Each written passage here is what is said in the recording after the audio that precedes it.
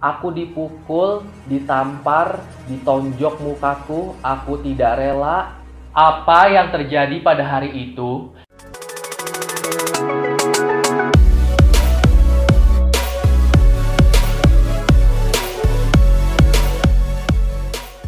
Aloha kawan online, balik lagi di channel YouTube gua Azam Gani. Hai kawan online, gimana kabarnya? Semoga kalian tetap baik-baik aja dan tetap semangat menjalani aktivitas seperti biasanya.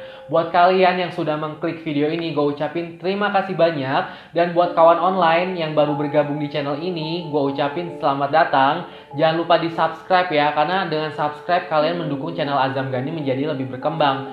Dan klik lonceng notifikasinya supaya kalau gue upload video baru kalian gak ketinggalan. Gue hitung sampai 3 ya. 1, 2, 3. Subscribe. Udah belum? Oke, makasih kawan online. Ya, kawan online, kalau kalian bertemu lagi bersama gue Azam, tandanya kalian kembali lagi di Zamtaror, Azam Cerita Horor. Dimana di episode Zamtaror kali ini gue akan bahas tentang sebuah kasus kematian dari seorang diva pop Indonesia yang pada saat itu sempat bikin geger publik, yaitu kematian Alda Risma. Sebelum kita bahas ke videonya, harus gue ingatkan bahwa informasi yang akan kita bahas di video kali ini gue dapatkan dari berbagai news site, situs-situs berita, dan forum-forum publik. Gak ada satupun spekulasi pribadi dari gue untuk video ini. Karena sebagai reportase dan pembahasan aja, sama seperti video-video Zamtaror sebelumnya. Gak ada hubungan pribadi, hanya pembahasan. So, mari kita bahas misteri meninggalnya Alda Risma. Alda Risma Elvariani adalah seorang penyanyi, aktris, dan model asal Bogor, Jawa Barat yang lahir pada tanggal 23 November 1982. Dia menghembuskan nafas terakhirnya pada 12 Desember 2006. Saat itu usianya baru saja 24 tahun. Menurut reportase, Alda ini meninggal karena overdosis psikotropika dan ditemukan sekitar 20 bekas suntikan di sekujur tubuhnya. Suntikan-suntikan tersebut mengandung benzodiazepin, propofol, petidin, morfin, dan pil analgesik, yang mana zat-zat yang terkandung dalam obat-obatan tersebut menyerang sistem pernafasan Alda dan sistem syaraf. Tapi yang menjadi pertanyaan besar, apakah Alda ini overdosis karena perbuatannya sendiri atau jangan-jangan ada orang lain yang harus bertanggung jawab? So, kita masuk ke background. Buat kalian nih kawan online yang gak tahu sosoknya Alda Risma ini dibesarkan oleh ibunya. Dan dia dibesarkan bersama 8 orang adiknya oleh ibunya seorang diri. Karena ayah mereka meninggalkan mereka pada tahun 1996. Pada tahun 1997, Alda memulai karirnya dengan berkolaborasi bersama boyband asal Inggris, Code Red, untuk single pertamanya yang berjudul We Can Make It. Kemudian di tahun berikutnya yaitu 1998, Alda merilis lagunya yang paling terkenal yaitu Aku Tak Biasa.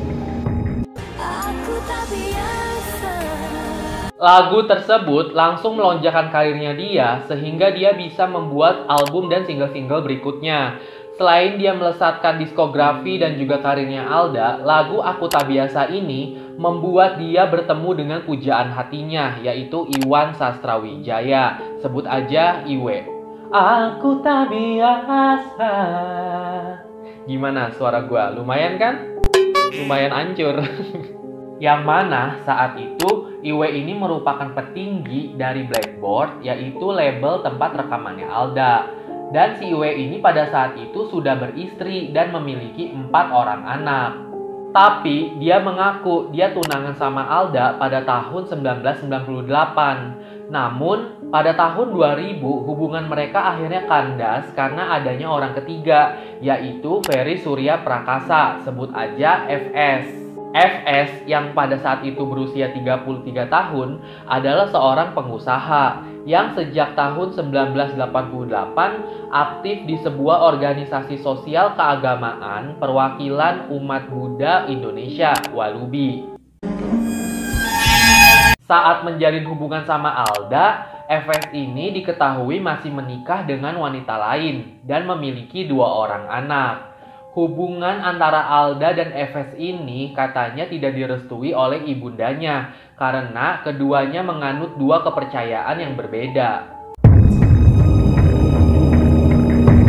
Apa yang terjadi pada hari itu? Jadi, pada hari itu tanggal 12 Desember 2006, sebuah hari yang kelam, jam 6 sore atau 18.00, di mana FS ini menelpon ke lobi hotel tempat ia menginap bersama Alda untuk beberapa hari. Ia meminta untuk dipanggilkan taksi karena pada saat itu ia ingin membawa Alda ke rumah sakit.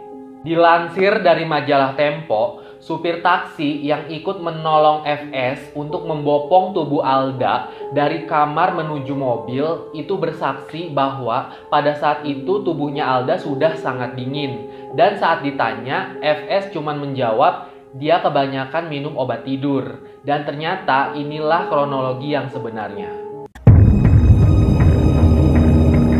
Jadi, pada tanggal 10 Desember 2006, FS menjemput Alda di rumah keluarganya di kawasan Bekasi, lalu kemudian mereka berdua berangkat menuju Hotel Grand Menteng di Matraman, Jakarta Timur. Sebelum tiba di hotel, mereka sempat berhenti dulu nih di sebuah toko obat bernama Era Baru di Pasar Pramuka yang kebetulan nggak jauh dari Hotel Grand Menteng. Nah, pada saat itu, FS ini turun masuk ke dalam toko, sedangkan Alda menunggu di dalam mobil. Anehnya, di toko obat tersebut, FS ini tuh beli obat-obatan dalam jumlah yang banyak. Kayak misalnya dia beli obat tidur, obat penenang, infus, vitamin, tisu alkohol, dan alat-alat suntik. Dan jumlah obat-obatan yang dia beli itu sebanyak 29 botol. Nggak hanya itu, FS juga sempat meminta tolong kepada orang yang menjaga toko supaya mencarikannya suster agar bisa membantu mereka memasang infus dan memasukkan atau menyuntikkan cairan obat-obatan tersebut ke dalam infus.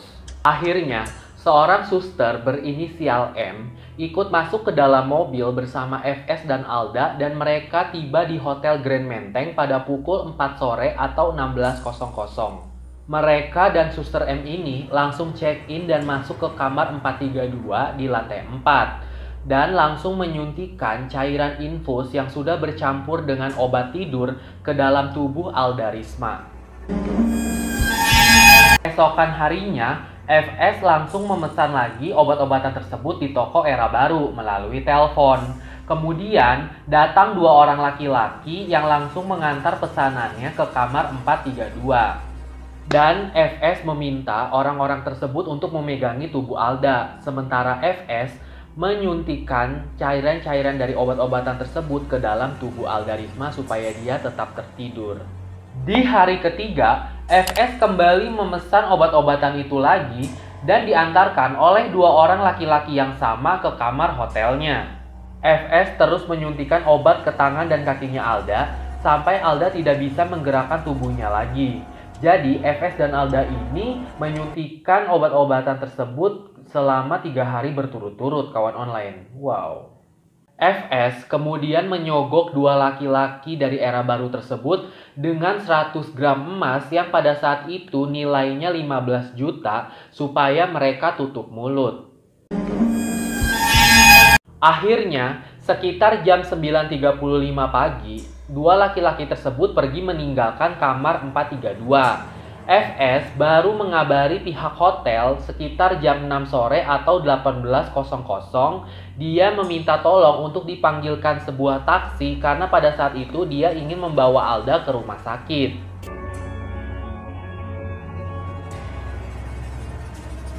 Dilansir dari majalah Tempo, supir taksi yang membantu FS pada saat menggotong tubuh Alda dari kamar menuju mobil ini bersaksi bahwa pada saat itu tubuhnya Alda udah dingin banget. Dan pada saat dia nanya, ini kenapa?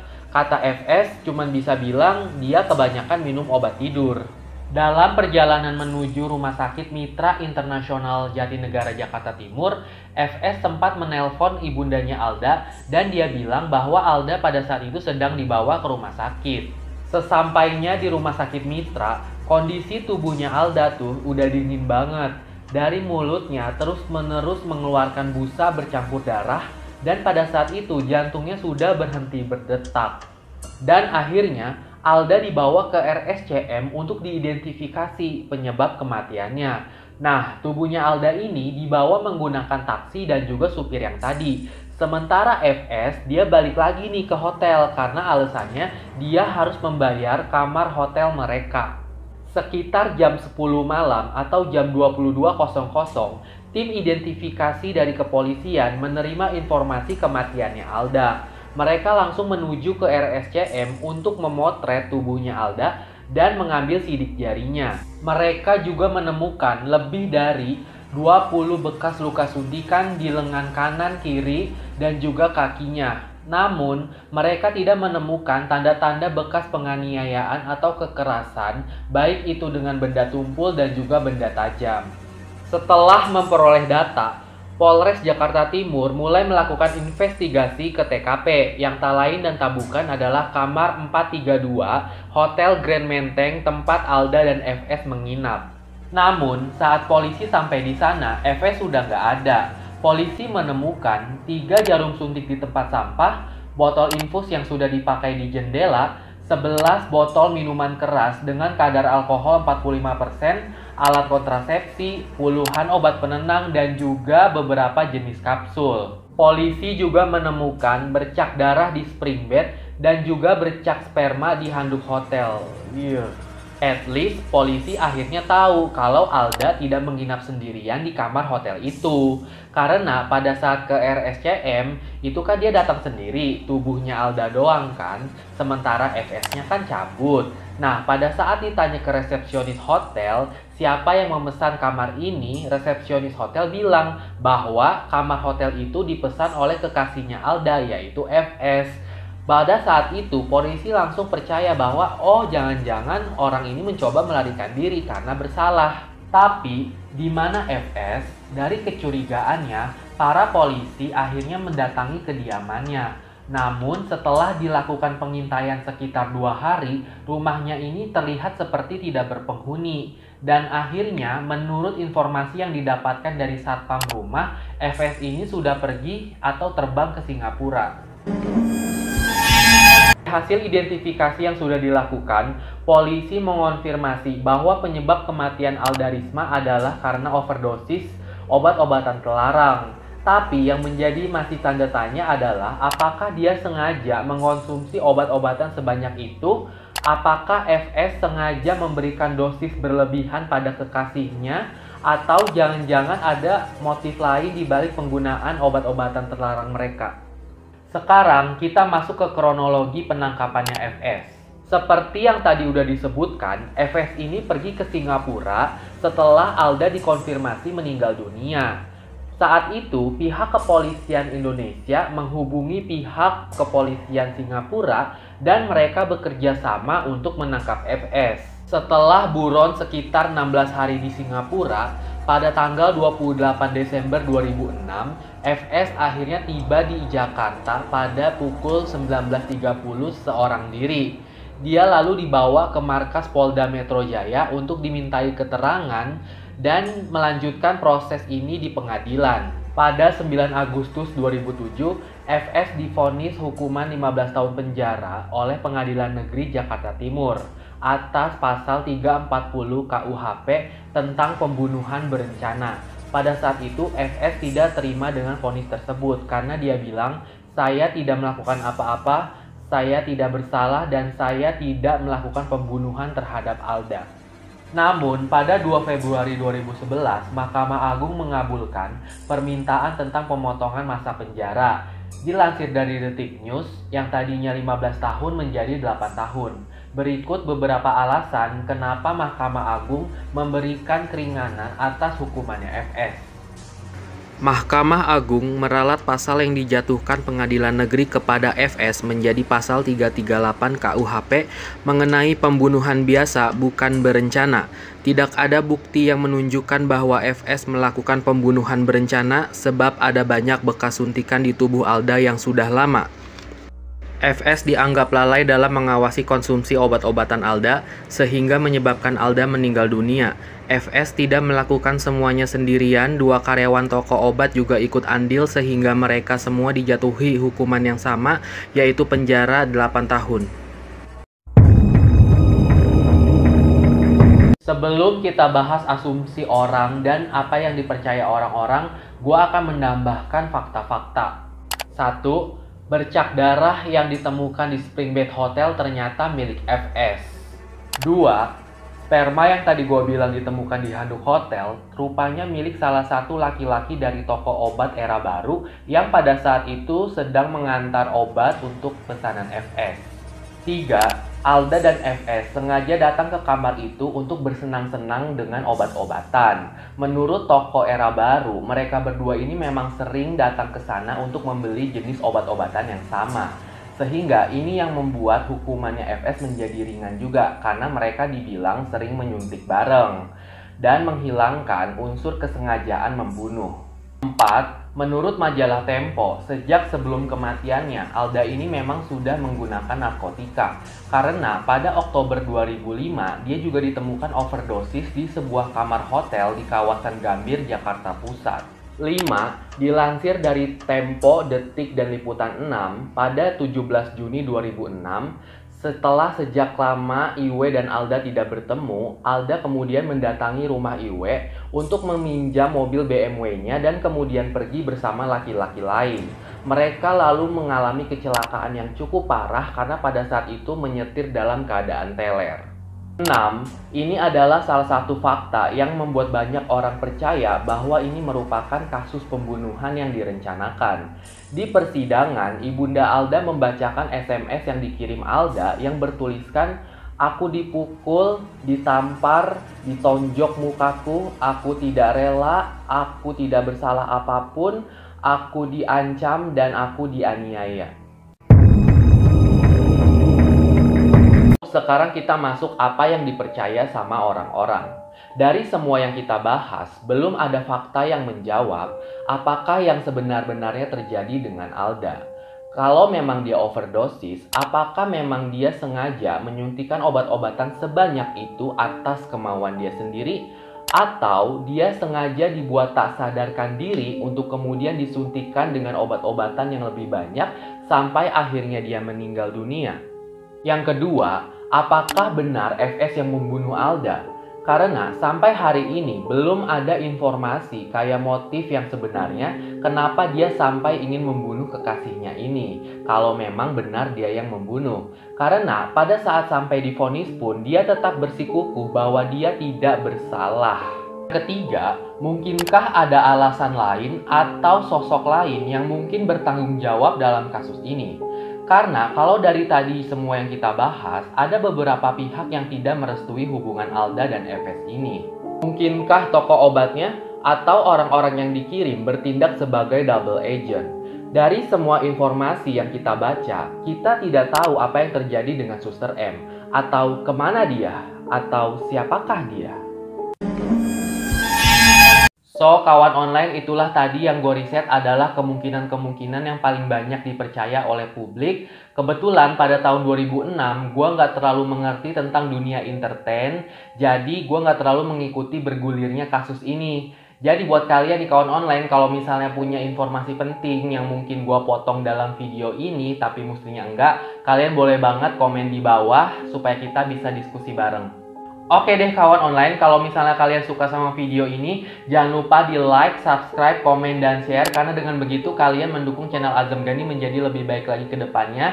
Gua minta maaf kalau misalnya ada kekurangan informasi dan kesalahan kata dalam pengucapan di video ini. Buat kalian kawan online yang ingin follow Instagram gua, boleh banget di @azamgani. Akhir kata, sampai jumpa di video Zamtaror berikutnya. Dadah!